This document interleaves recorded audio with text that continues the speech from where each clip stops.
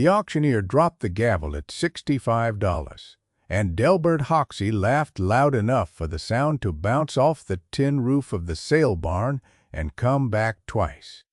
It was the kind of laugh a man makes when he wants everyone to know he has already decided what the joke is. The joke that afternoon was an old riveted dispatch box sitting on the cement floor beside a pile of unwanted harness leather and a bushel of chipped mason jars. And the punchline, as far as Delbert was concerned, was the lean, stooped man in the chambray shirt who had just raised his card and bought it. The box itself did not look like $65. It was a squat, oblong thing of black painted steel, the paint blistered and lifting in flakes the size of thumbnails, and along every seam ran a double row of hand-set rivets the color of an old skillet. The hasp had been sheared clean off at some point long past, and where the lock had been, there was now only a puckered slug of lead someone had poured into the keyway and let harden. 2 leather carrying straps hung from the ends, cracked through and brittle as pie crust. A brass plate on the lid had been scoured almost smooth, but you could still read, if you tilted it toward the barn lights, the ghost of 2 words: Merchant's Transfer. And beneath that, fainter still, a year. 1938. It was the 14th of March, 1979, and the estate being sold belonged to the widow Ruth Prine, who had held on to her husband's storage lot out on the county road for 41 years, and finally let go of it the winter she turned 89.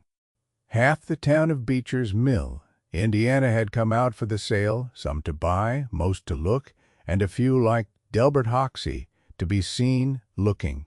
The man who had bought the box was Amos Cleary. He was 71 years old that spring, and he had been a locksmith in Beecher Mill since he came home from the Pacific in the fall of 1945. He was lean, the way a fence post is lean, and stooped the way a man gets when he has spent 50 years bent over tumbler pins and mortise cylinders and safe dials under a jeweler's loupe. His face was cut with the fine, dry lines of a person who squints at small things for a living. He wore a gray work cap that had once been navy blue, a chambray shirt buttoned to the second button, and a canvas jacket the color of a wet field in November. His hands were what you notice if you noticed anything about him at all. They were scarred across the knuckles from a lifetime of slipped picks and cold chisels, and the pads of his fingers had been sanded down to something like fine leather by the constant reading of metal. Delbert Hoxie was 49, and he sold aluminum siding and replacement windows out of a showroom on the state highway. He was heavy through the chest, clean-shaven, ruddy in the cheeks the way a man gets who eats his lunch at the steakhouse 4 days a week. He wore a mustard-yellow sport coat over a company polo, with his own face printed on the breast pocket, and a gold ring on his little finger with a stone in it the size of a corn kernel. His truck out in the lot was a new Silverado, red as a candy apple, and it sat next to Amos Cleary's 1962 Ford, like a rooster next to a heron.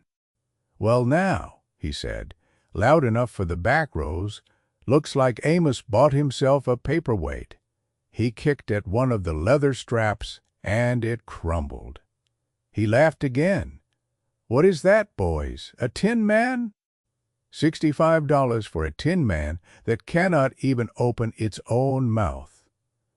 There was laughter, some of it uncomfortable, some of it not. Amos did not answer. He bent down, tested the weight with 2 hands, straightened, and gave a small nod to the yard boy to help him carry it to his truck. But there was a thing about the box that Delbert had not seen and that Amos had, and it was the reason for the $65. Along the bottom edge, half hidden by a curl of blistered paint, there ran a second seam, a seam that had no business being there on a factory-made dispatch box from the Merchant Transfer Company of Indianapolis. It was a hand-cut seam welded closed with the small, patient, overlapping beads of a man who had known what he was doing and had taken his time. Amos had seen it while the crowd was still bidding on the harness leather, and he had felt, low in his chest, the particular quiet click a locksmith feels when the thing he is looking at turns out to be two things at once. Amos had learned his trade from a man named Elias Voigt, a German who had come to Terre Haute before the First War and set up a shop behind a jeweler's on Dubbish Avenue.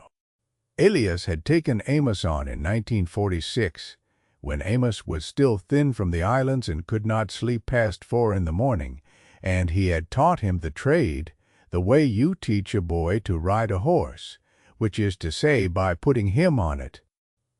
Elias had a saying he used almost every day, and Amos had heard it so many times it had gone into him the way a hymn goes into a child.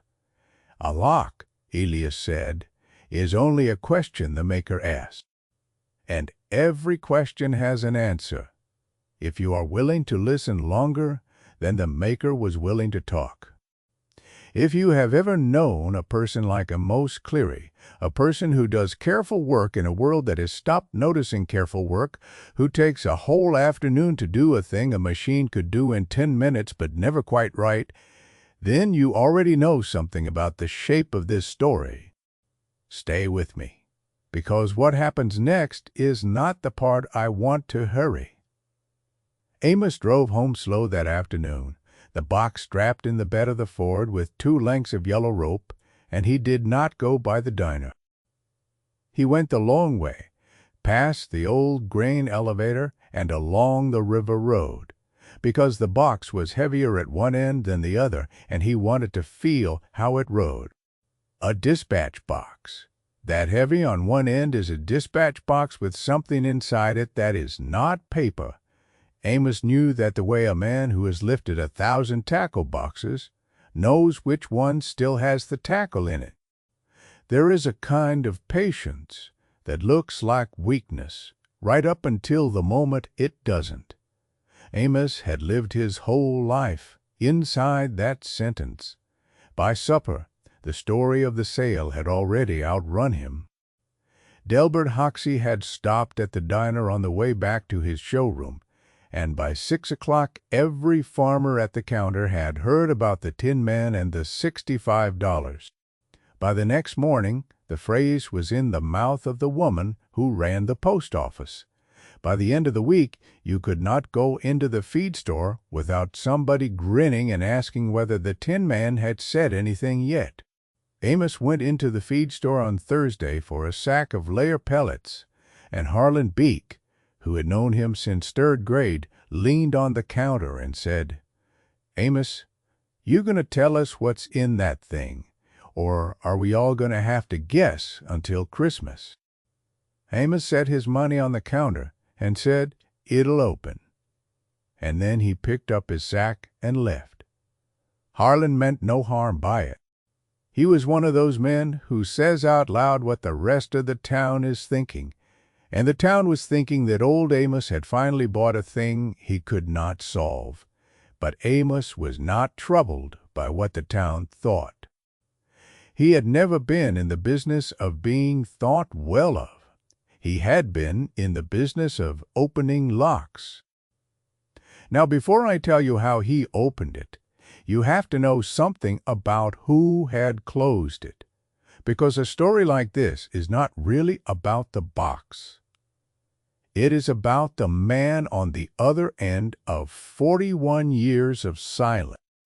The name on the brass plate, Merchant's Transfer, had belonged to a small freight and courier concern that ran between Indianapolis and Louisville along the old National Road in the 30s. It was not much of a company.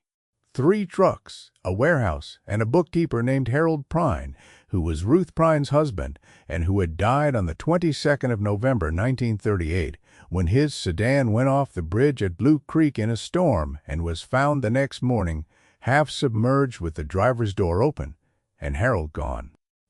His body was recovered 11 days later, 3 miles downstream, and by then the company he had worked for had already put out the word quietly, and then not so quietly that Harold Prine had been skimming from the accounts $12,300 in company receipts had gone missing that autumn, and the ledgers, when the auditors got to them, had pages torn clean out. Ruth Prine had spent 41 years living in a town that believed her husband had been a thief. She had raised their daughter alone in a rented house behind the Methodist church, and she had never once, in all those years, said a public word against the company or in defense of Harold.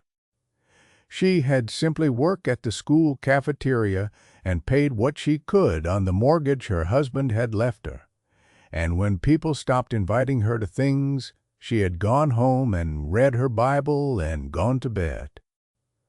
Her daughter, Margaret, had grown up and moved to Fort Wayne, become a nurse, and she came home twice a year to see her mother, and she also had never spoken of her father except to say, when pressed, that she did not remember him well. That was the story the town knew, but there was another story, and it had been sealed inside a hand-welded seam in the bottom of a dispatch box for 41 years, and it had waited. The people who ran Merchants Transfer in 1938 were 2 brothers named Culver, and by 1979 they were both dead, and the company had been sold twice and was now a paint distributor in Terre Haute. The warehouse in Indianapolis had burned in 1954.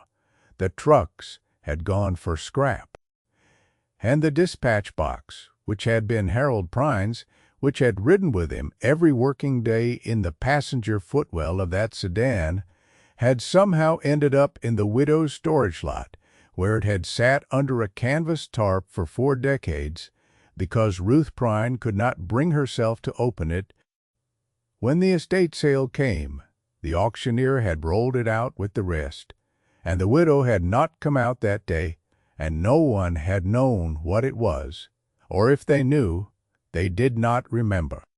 Amos Cleary had not known any of this on the 14th of March.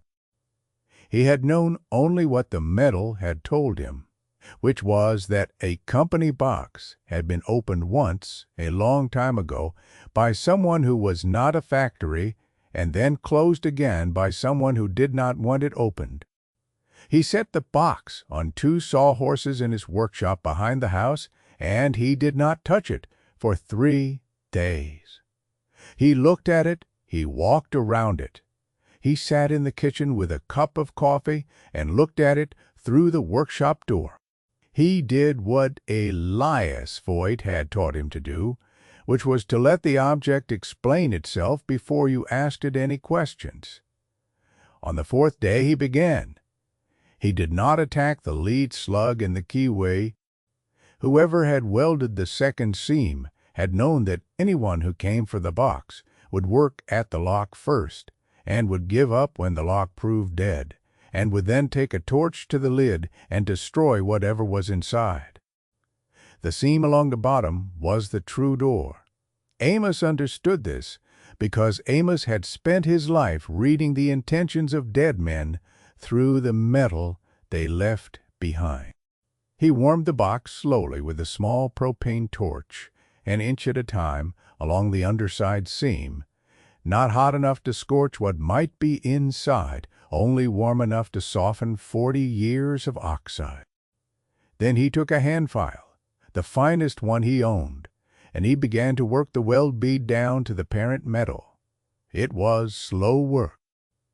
It took him 4 evenings, sitting on a milking stool under a single bulb, filing and stopping to feel the surface with his fingertips, filing and stopping. His young neighbor, a boy of 17 named Tobias Renfrew, who liked to come over after school and watch Amos work, sat on an overturned crate and did not speak. He had learned from Amos that the workshop was a place where you did not speak unless the work asked you to. On the fifth evening, Amos set down the file and picked up a pry bar no bigger than a butter knife. He worked it into the seam at one corner, and he tapped it with the heel of his hand, gentle taps, the way you tap a walnut to open it without breaking the meat.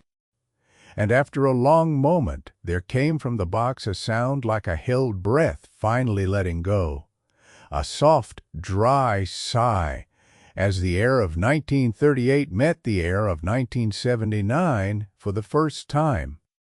He set the pry bar down, and he took off his cap, and he stood there for a full minute with his hands at his sides. Tobias, on the crate, did not understand and did not need to. Then Amos lifted the false bottom.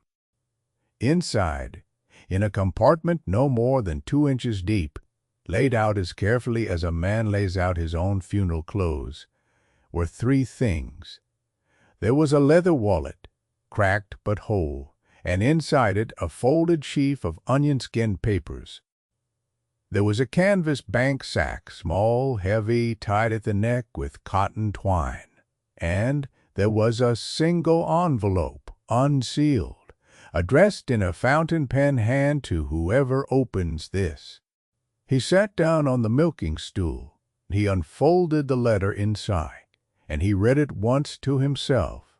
And then, because Tobias was there, and because a thing like this ought not to be read in silence, to whoever opens this the letter said, "My name is Harold Prine, and I am the bookkeeper for Merchants Transfer of Indianapolis. If you are reading this, then I am most likely dead, because I would not have sealed this box for any other reason." On the 11th of November of this year, I discovered that Franklin and Wendell Culver, the owners of this company, have been running goods for parties in Chicago that I will not name here, and have been using the freight receipts to cover the payments. I have copied the ledger pages that show it, and they are folded in the wallet with this letter. On the 15th of November, I told Franklin Culver that I would not sign the year's books, and he told me to think about my wife and my little girl. I am thinking about them now. The money in the sack is not company money. It is my own savings, $480, which I am putting here because if something happens to me, I do not want Ruth to have to sell the house. If I am wrong about the Culvers, and I live to be an old man, then this box will never be opened, and no harm will be done. If I am right, then I ask whoever finds this to take it to my wife, Ruth Prine of Beecher Mill, Indiana, and to tell her that I did not steal from anyone, and that I loved her, and that I was not running. Signed, Harold Prine. The 20th of November, 1938, Amos folded the letter. He folded it slowly and along its old creases, and he put it back in the envelope. Then he opened the wallet and looked at the onion-skin ledger pages, and he saw the small, neat columns in Harold Prine's fountain pen hand, and the parallel columns in a different hand, and the differences between them. He could have kept it. He could have kept the $480, which, in 1979, was not a fortune, but was not nothing. And he could have burned the letter, and he could have sold the box for scrap, and no one in the world would ever have known. Ruth Prine was 89 and would not live many more years. The Culver brothers were dead. The company was gone. The town had made its peace with the story it believed. And Amos Cleary lived alone in a small house on a small pension and could have used the money. He did not think about it for even 1 second. He put the letter and the wallet and the sack back into the compartment, and he closed the lid, and he went into the kitchen and washed his hands, and he called Margaret Prine in Fort Wayne from the wall phone in the hall. He did not tell her what he had, only that he had something of her father's that she would want to see, and that he would drive up on Saturday if that was all right. She said it was.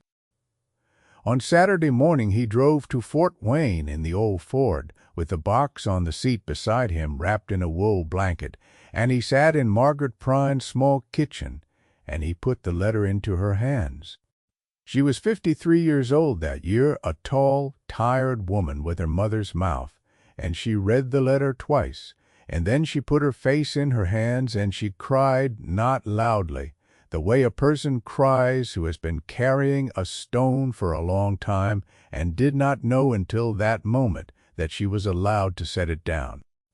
Amos sat across from her and did not speak.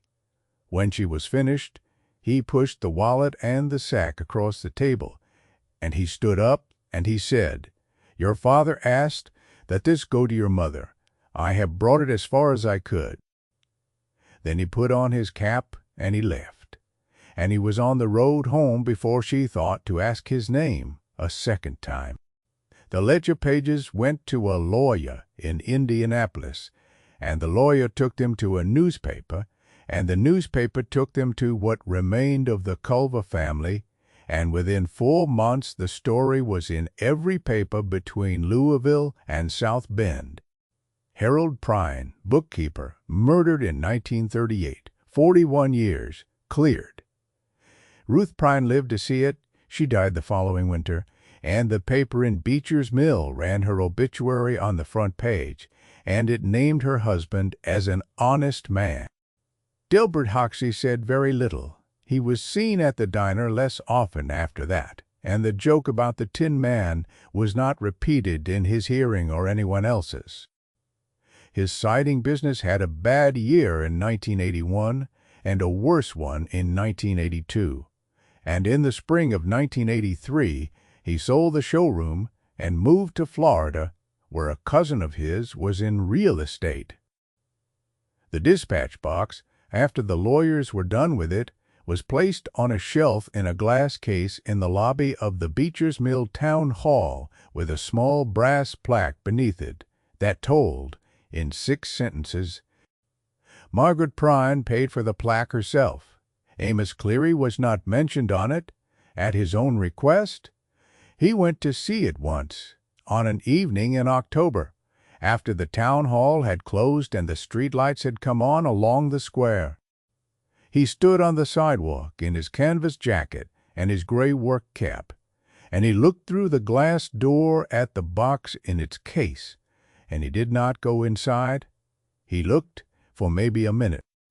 Then he walked back to the Ford and he drove home, and he made himself a plate of eggs, and he went out to the workshop and he sharpened his files, because there was a padlock a farmer had brought him that afternoon that he had promised to have open by Monday. Tobias Renfrew went on to be a locksmith himself in Lafayette, and he tells this story sometimes to apprentices who think the trade is only about brass and pins. So I will leave it with you. If you had been Amos Cleary that night in the workshop with the lid open and no one in the world watching and $480 and a dead man's letter in front of you, would you have closed the box and driven to Fort Wayne on Saturday morning, or would you have taken what a lifetime of quiet work had never quite paid you, and told yourself the dead do not need what the living can use?